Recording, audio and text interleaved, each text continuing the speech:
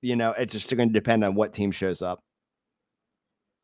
We've seen a team that can grind out results, and we've seen a team that can fall flat on their face.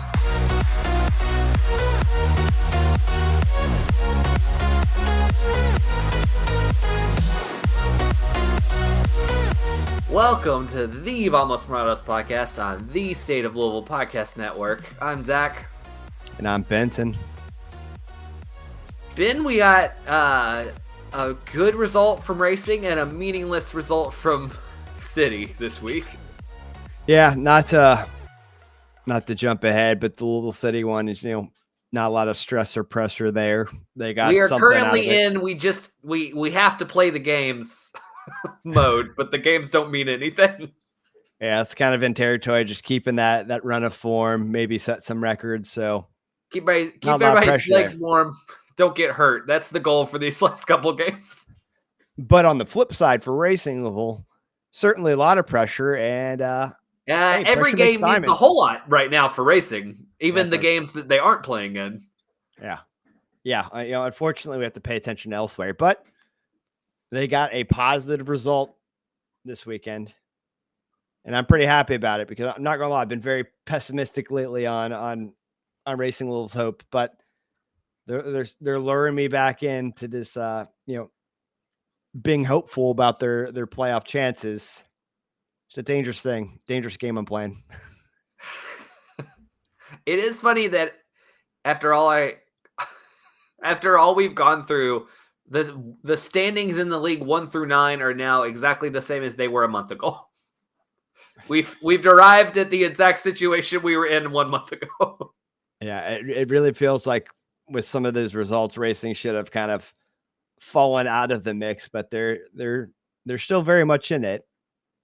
Going to need help from elsewhere to make things happen. Help that they unfortunately did not get last week. They were for like a glorious half an hour after the game ended, they were in the playoff position on the table until the Bay game kicked off, and then immediately knocked them out because it was a draw at the start. Well, I mean, also then, you have Orlando Pride losing to the Thorns. That would have been huge if they could have just gotten that job done, or at least drew them. But neither here nor there. Controlling what they can control. They got a result. They did what they could do, which was beat the Thorns. And so that now they technically have 2 roads to the playoffs. They still have to win. There's no way they can get in without winning. But because it was Portland that they beat, they can. It is possible for them to get through on a Bay or a Portland loss if they win. Now, the Portland loss is a little weirder. Yeah, Portland has a -1 goal differential to Racing's -4. Yeah, so they got to make up the goal differential. Yeah, tie-breaking criterion. Then on the other side of the equation, the Bay loss that we need to happen, they're playing Houston, who's at the bottom of the table, so that doesn't inspire a lot of confidence. But hey, none of that matters unless they go and get a win. 2 weeks from now. That's we gotta focus on right now is what happened this weekend, which was, I think, a really solid win. Like the kind of win that we've complained that Racing's not been able to get this whole season. A win's a win. They gutted one out. They gutted out a win. And I think on the plus side, played quite good defense. I mean, I think, look at the XG. They held Portland under 1 expected goal. I think they did a good job limiting their chances. Portland still had a lot of the ball and had more of the chances, but they were not high quality ones. I think they did a good job disrupting what they needed to. And then they did not get a ton of chances on the flip side, but they put one away, and that was all they needed. And I think it's their first clean sheet since July. So that's good. I'm glad you broke that streak. But yeah, I was a little concerned with the difference in shot volumes.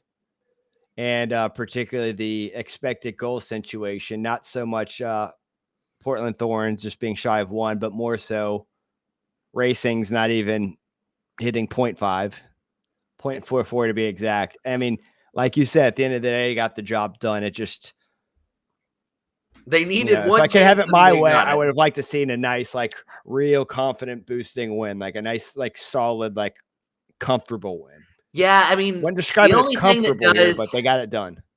like, beggars can't be choosers. So Oh, I a win's a win, completely but agree.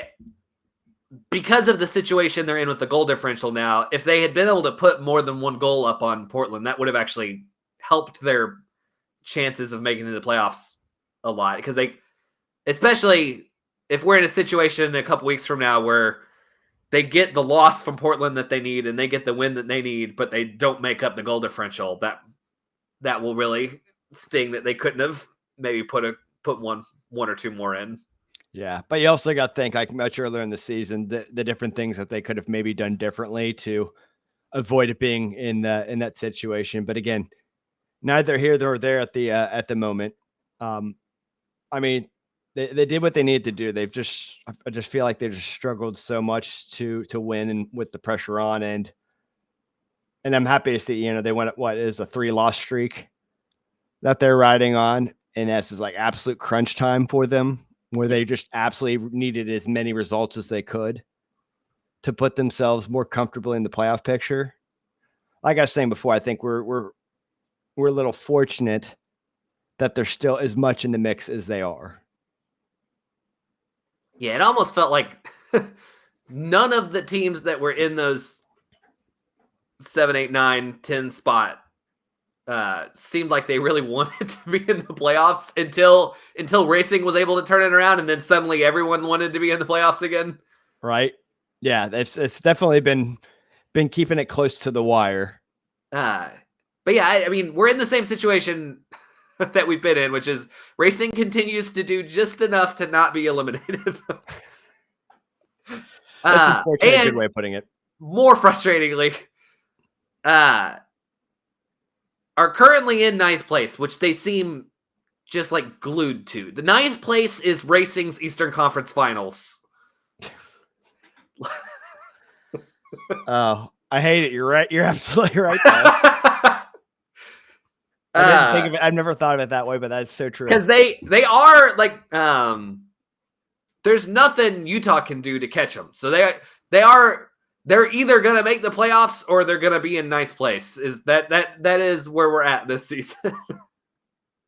Oh yeah. With Utah's goal differential. Yeah. They would need to lose by like 10 goals to drop below Utah. So yeah, not going with there. But I'll be honest, in terms of their playoff hopes, I'm not feeling optimistic, largely because of what we need to happen externally. That's what scares me the most. Like hoping that the Houston Dash get a 6th win on the season and beat Bay, or for there be to enough goals scored, for us or against Portland to leapfrog them. I don't love it. And I know I said this a long time ago. I don't want to be in a position where we're having to pray for results for elsewhere. And here we are. And but again, credit to them. That's why we were both so angry after that loss at Bay, because that was the game where they could have kept it in their hands. That was it right there. Yep. Yeah, that one still very much triggers me. That feels like the moment we'll look back to if they don't make the playoffs. And that's like one we specifically look at. And sure, you can look back at other results, like, if this draw was a win and all, there's other permutations, but that one will stand out. I do have this is more of an off-season topic, but I have settled on a goal for next season, which is I just want more wins than losses next season, which is a thing that's not happened yet. Yeah. I want a winning record.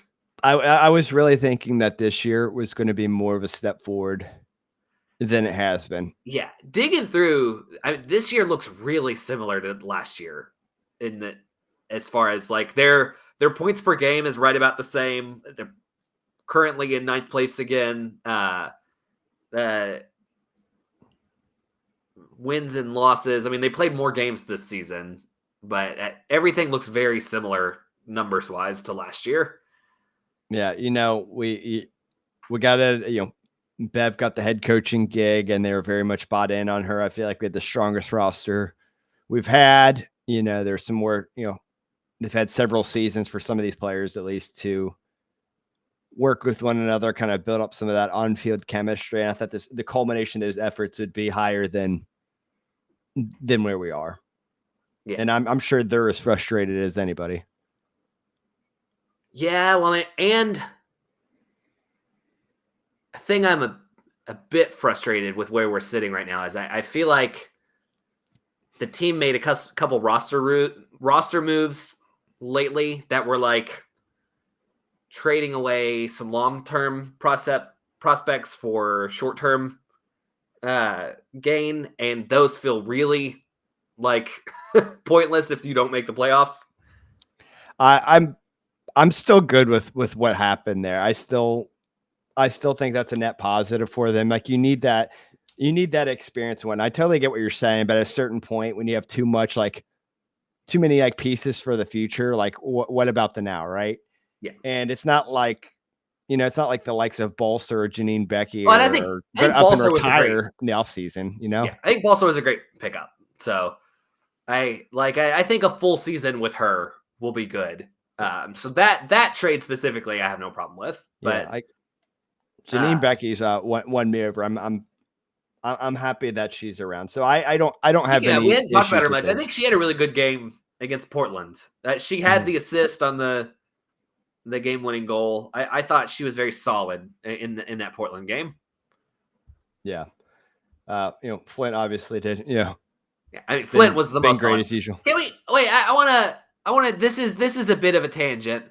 Did Flint get snubbed on the national team roster? I know they can only make roster changes to replace players that were in the Olympics and dropped out. So I think there was only room for 6 additions.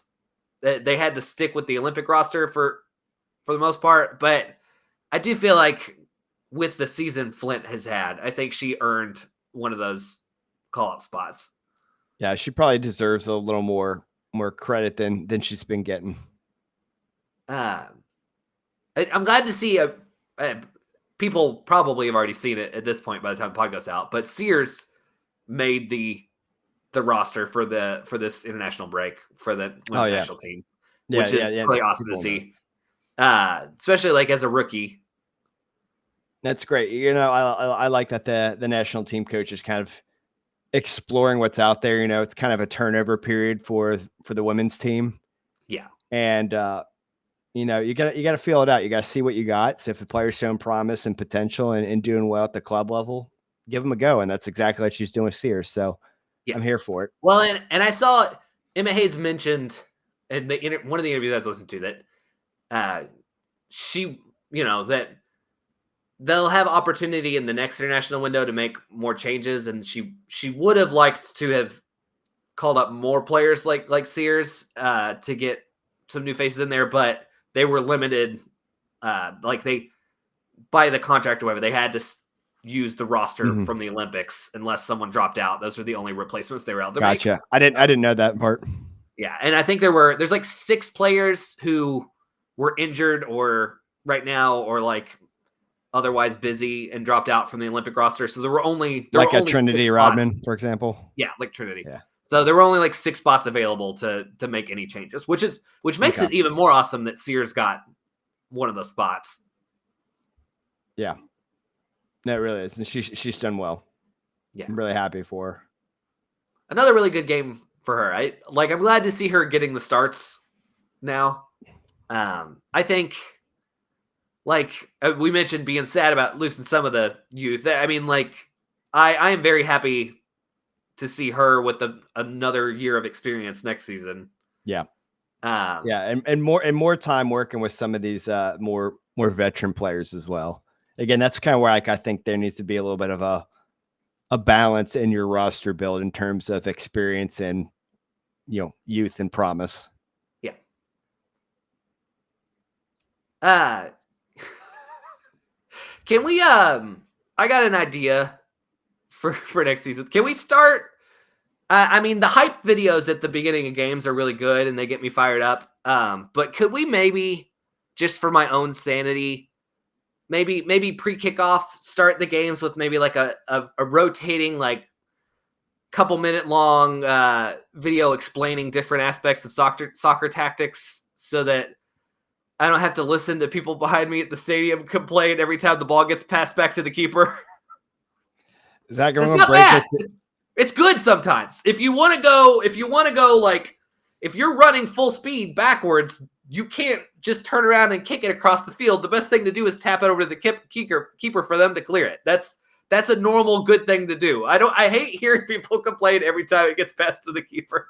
I'm going to break it to you. Even if there's an explanation video, you're still going to hear that. Oh, for sure. Yeah, I hear comments around me sometimes, and it's just like, Everybody's everybody's learning at their own pace. It's geometry. Like if there's a forward like blocking your pass over to the other side of the field, you can go around that person by going back to the keeper and then across. Like that's just geometry. That's how it works. Not everybody did as well as you and I in geometry or math or whatnot. Which is why we need a couple minute refresher videos at the start of games. I'm just throwing it out there. These are free ideas for the team. I feel like the people who don't understand the concept of a triangle are also not going to pay attention to an explainer video. I think there's like an overlap in that Venn diagram. What if we made them really interesting? I'm a little concerned for those people's ability to retain information, but enough dragging the lesser educated of our fan base. Hey man, they're there every game and I love it, and they're very supportive. I just every time Lund got the ball, they were complaining. Which, in fairness, it's because we had a very, very bad turn goal last week. Yeah, I was gonna say, in their defense, she's really not known for her skill with the feet. Yeah. So that would be a fair. But like, for them to complain about. Portland wasn't pressing hard, so they were like giving them the pass. Like, take the pass if they give it to you. Yeah, you'd think after seeing that last match, that's what they would absolutely be doing, Hell, I mean, it's not their game. Yeah, but just do it a little bit, like you could get something from it, like as seen in the previous match. Let's not give buzzing defenses ideas. You know that the coaches are listening to this podcast for tactics. I was gonna say, yeah, if they're listening to us and we're giving out some secret like that, then they honestly probably deserve it. That's really doing their homework. So like we mentioned, did you have any more thoughts on this game? No, not really. Like we said, they got the job done, but fate's a little bit out of their hands, and that's the part that worries me. But for any of that to matter, they will step one will be for them to need to beat San Diego on the road, and it's just going to depend on what team shows up. We've seen a team that can grind out results, and we've seen a team that can fall flat on their face. And there doesn't seem to be a lot of correlation to when you get what.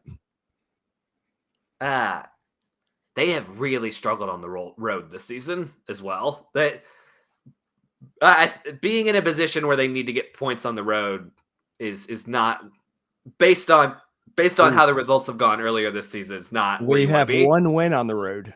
Yeah, 1 win, 5 draws, and 6 losses. So yeah, confidence. Do you know where that puts them in the league for away results? Yeah. 12th of 14. Yeah. So not good. Not what you want to be. I mean, on the plus side, it is across the country to San Diego, which is a minus. But San Diego's struggling right now. Also going through a lot of legal issues. So it's not smooth times for San Diego at the moment. Yeah, well, here's the hope, and it translates on the field. Here's hoping we can capitalize on their mess. I got to take what I can get. But yeah, so we have international break, so they don't play again until the 3rd of November. And then the other relevant matchups, Portland is playing Los Angeles, I believe. And Bay is playing Houston. So yep. We'll see how that all pans out. What Racing needs is for the league to expand to about 30 teams, and then their consistent 9th place finish would be pretty good. It is funny that the number of teams in the league keeps changing, and they're just stuck in 9th. It is a weird anomaly, and they get just enough. I want them to break it. Place. I don't want it to be our Eastern Conference final. No, I want that to change. So, all right. Well, before we get to the City game, I wanted to shout out. Soccer news people have finally migrated over to Blue Sky, so I'm not just flying in the dark anymore. I'm actually getting news. But I saw Amina Ekic made the Bosnia squad for the Euro qualifiers. So I wanted to give a shout out to Louisville native. She's having a very good season in the USL Super League for Spokane currently. Yeah, I'm glad to see her thriving. Yes. I was looking at some nerd numbers, and she's currently leading the league in expected goals plus expected assists, which is not a surprise given that she also was quite good at expected goals at Louisville at Racing. Yeah, I remember specifically us getting on that one, so no surprise here. Glad to see her absolutely killing it in her new league. Hope it continues. I only want good things. We should do a road trip podcast. We need to head down and catch a Lexington Super League game. I'm kind of curious. I still have not yet. I've been really wanting to catch a match in Lexington and still haven't made that happen yet. Yeah. Need to do it. So all right, you ready to move on to City? Yeah. Yeah, I don't know if we got a lot to talk about in this one because, like we mentioned, we are in no man's land in the season right now. They've locked up everything. It was a really important game for San Antonio, which actually we were kind of meh about the draw, but San Antonio needed a win, so they actually kind of stuck it in San Antonio getting the draw. Yeah. I mean, if you look at the results, the numbers, it was all pretty even game. There was no clear kind of winner or loser in that mix there. I mean, possession, a lot of rotation, shots, expected goals, all pretty level. So the results fair. It was just draw as a draw gets. But I think the interesting thing from our perspective is that we saw a lot of rotation in this one, which is not something I expected.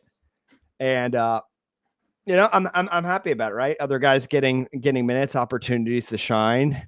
And I think it was a little bit of effort from Coach Cruz to preserve some of his team, give him a little bit of a break before heading in that last game, which he wants them to participate in. Yeah, I don't want people getting cold, but I also I think it's a good opportunity to get some people rest. He talked about the physicality right for the playoffs. He talked about the physicality of San Antonio, so that could have been a factor in it as well. Yeah, but guys. Plus, you never know who's gonna be called up to someone who's not gotten a ton of minutes that might be needed in the playoffs. So I think it's always good to just get some people in games, get the jitters out before the playoffs start. Yep. Again, I don't hate it at all. Didn't expect it though. Guys like Carlos not gotten on the field much at all this season. Evan Davila, he's getting out in the mix. Niall getting a start, which I don't think he's not been starting much of late. So it was really good. Very glad to see Niall get a start. Yeah. Gleedle starting, Goodrum getting another start in the mix.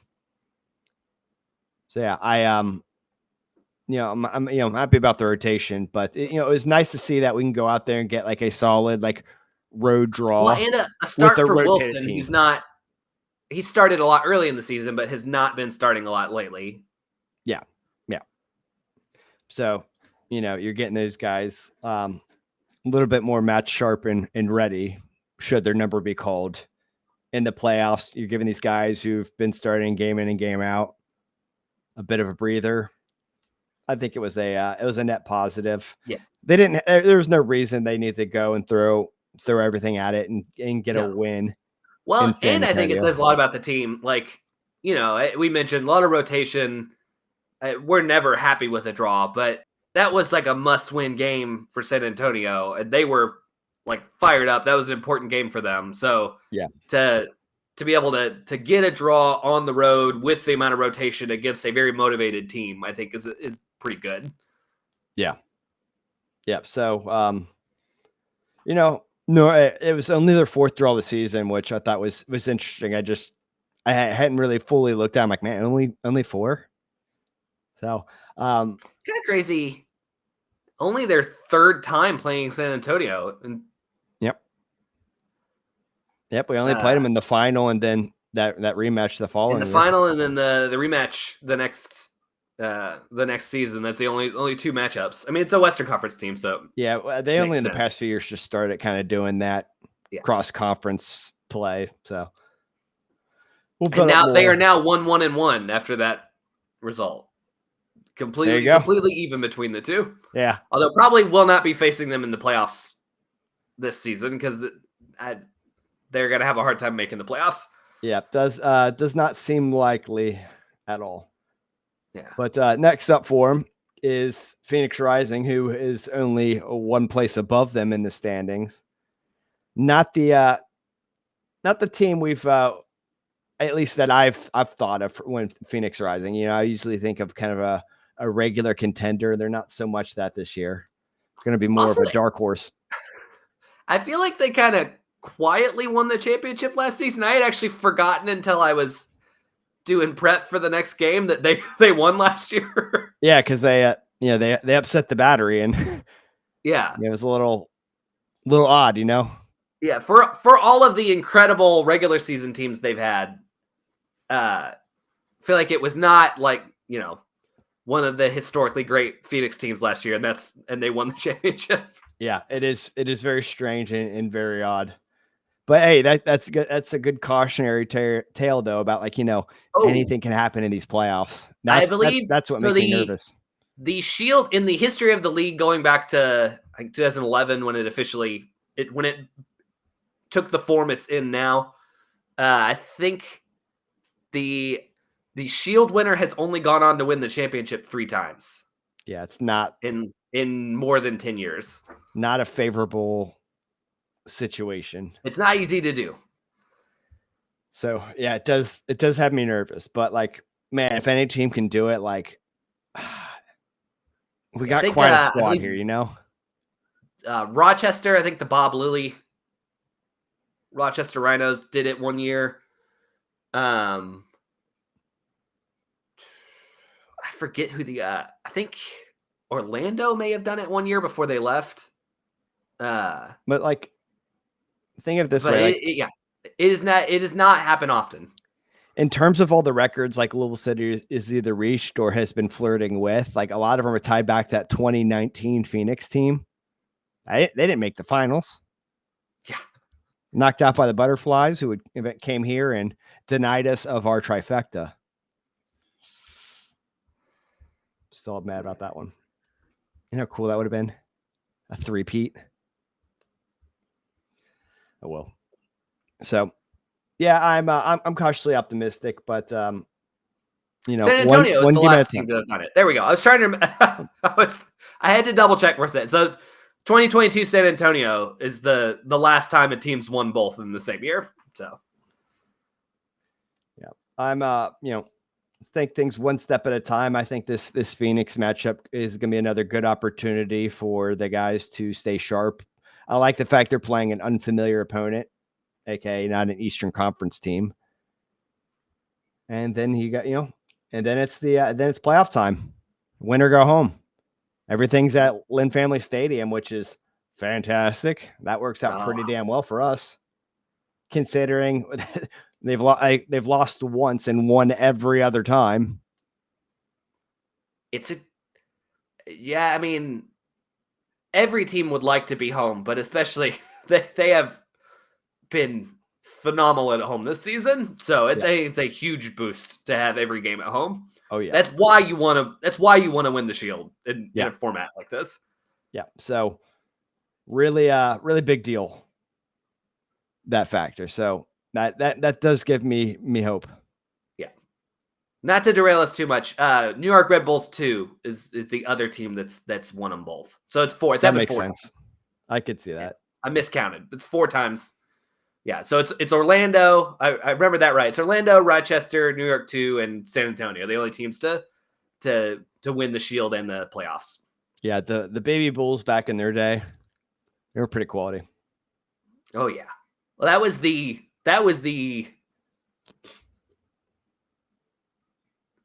a really good Eastern Conference Final matchup, followed by a rematch the next season that Louisville City won. That was their first championship, was the year after that. So I do miss the glory days of Red Bulls 2. They were fun. They played a fun style. Yeah, I'm a little nostalgic for some of the 2 teams. Again, like I'm a big fan of Sporting Kansas City too. Just that one, just the Red Bulls 2. No, I like Sporting Kansas City too. We always had bangers with them. There's no reason were better when they were excited. Yeah. They were better when they were called Swole Park Rangers, though. I am annoyed. Such a good name. I'm annoyed. I still to this day hold it against Kansas City that they changed the name. They fumbled hard. That was such a good one. Man, what could have been, huh? And then they became Sporting Kansas City too. In general, I mean, now they have their little 2-team league that no one cares about and is never going to pay attention to. But baseball hasn't figured it out. That even if you have like a farm team, they should have their own identity and be like their own team. Well, even baseball hasn't figured it out. No, I said baseball has it figured out. I was like, they thrive on that. Yeah. No, take some notes from baseball. If we were called Cincinnati Reds 2, I would never go to a baseball game here. Yeah, I don't know why that branding shift started happening for these I'm mad that they switched to the Reds colors. I think that was too much, actually. They should have kept the purple. The purple was I might be a little biased here, but like the purple was great. The purple was great. Like I don't even dislike the Reds, but I'm not going to go watch a team named after another city. Bats is lame. Go back to being the River Bats. What's a River Bat? I don't fucking know, but it's great. River Bats, Spring Bats, but purple. Yeah. Plus we have synergy now. Like I don't know. You can't even go into their team store and buy like a retro like River Bats jersey. I would have already splashed the cash there. Why would you can't find that shit on eBay? We have Louisville City and they're purple. We're a purple city now. We got synergy between the teams, and then they go and ruin it. Change it to the Reds colors. The boring. Do you know what we don't need, Benton? Is another baseball team that plays in red and like navy blue. I hear you, dude. You're preaching the choir. Like if any Bats person will happen to be listening, like just start selling a old school merch on the reg, Oh man, I would buy. I would have already done it. Like all you can do is find like game worn jerseys on eBay. I used to have a really nice River Bats like purple and black hat that I loved, and I've lost it at some point in our moves, and I can't buy another one because they don't sell retro hats anymore. You can find the hats on eBay, but like if you want to get like a jersey like I want, like all you can find are like game worn ones, and they're like $200+. I'm not doing that for a used jersey, especially ones none of them are my size. I mean, like I know they're only 10 years old, but this would be the year to do it. They did bring back some of the old merch, kind of. They brought back like a skyline thing. Has Louisville City ever had a retro jersey? No. It's way too soon for that. No, I'm very against. But I thought I remembered because they've been doing the year 10 thing this year. I thought they like updated some of the old merch designs to like a modern take on it this year, because I thought you could buy one of the old Skyline shirts, but like a new version of it this season. I can't say that I've followed that symmetry as much. I mean, other than the hoops being back. This is funny coming from me as much as I made fun of it. I'm a little disappointed when they When they did that year 10 like intro video and they go through like the logo changes and like I already know where you're going. Everything changes. I would have liked to have seen the terrible logo in there in the middle. That's part of the history too. You can't just ignore that. You did that. You can't make me forget about it. I want to see the terrible logo in there for a little bit too when you're doing that. The 4-sided triangle. You can't whitewash history. I have a hat with that, and I got a shirt with it. I want to see the original terrible clip art logo that we made fun of till they changed it in 2015. The barrel one, yeah. The barrel. Oh boy. I made a GIF like that where it's doing the thing where it's rotating through them with the with that one in it, and I think with the barrel in it triangle. Yeah. Yeah. If you're gonna do that, you got to include all of them. Speaking of pointless logo changes, did you see Red Stars accidentally updated their merch page before they were supposed to and revealed that they're changing their team name and logo next season? Oh, really? What are they changing it to? They're just Chicago Stars FC now. The star is still red on the logo. I think it's a completely pointless name change for the sake of a name change. Yeah, like that's name change is worse. The new logo is better.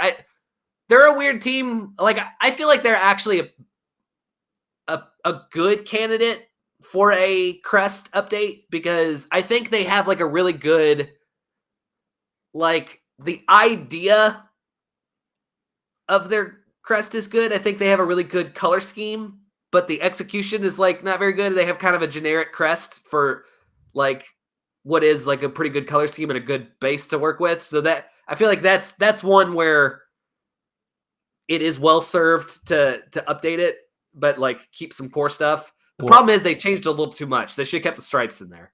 I, for one, think that they should be focusing more on trying to get closer to Chicago instead of like 900 miles north of the city rather than dropping the red from their name. But what do I know, huh? They better not drop the baby blue. It's hard to tell in the new crest because they've added a dark blue in there, which I don't like. Give them another 2 years and they'll rebrand again. It's U.S. soccer. Not the worst Chicago rebrand. So. All right. Yeah. I'm still looking for this like rotating logo what is thing with that I these made. finance idiots who own all these teams and feel like they have to rebrand everything every 2 years? You have one focus group and a room of 4 people decide that it needs to change. Here it is. Here it is.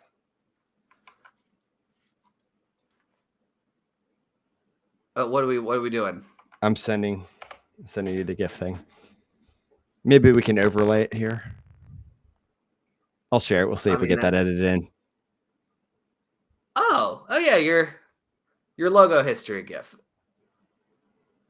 Oh man, the Louisville City. It's every time I see it, it's like I forget how bad it is. Yeah, they kind of went with the shield sort of thing with that kind of barrel background. It just says like Louisville City well, on it. It's just like it. It has one big fleur de lis, and that's about it. It's very clip art is a good way of describing it. Oh yeah, the clip art one is bad. I'm talking about the 5-sided or the 4-sided triangle. Oh yeah, that's it's always worse than I remember it. Every time I see it anew. Honestly, one thing that triggered me the most about it when I saw it is that it was just Lou City instead of Louisville City. I'm like, that's a no-no. It's like a generic font that you would just use in the available fonts on like what was on your computer. Everything about it looks like it was made in not like the correct program, like like it was done in MS Paint or something. Mm-hmm. It's just extremely unprofessional in every way it could possibly be. Yeah. Oh, good times. All right, well, we've been talking about crust and stuff for quite a while, so that means I don't think we've run out of relevant, updated soccer content to go through. So we're gonna let these. Well, we're in the now. It's wait for a couple weeks for the for the big games to start for both Racing and Louisville City. We got a break from Racing, and then Louisville City. Nothing's really going to matter until the playoffs start now. So, I think you'll get a lot more kit. We'll do kit talk next week. Yeah, we'll see where we go. We'll try to cook up something in the meantime. We'll still talk about make sure it's still interesting over the here. game that happens, but for the most part, we know it's going to be a lighter week. Yeah. The calm Ben, before the storm. Before we let the people go, you got any recommendations this week?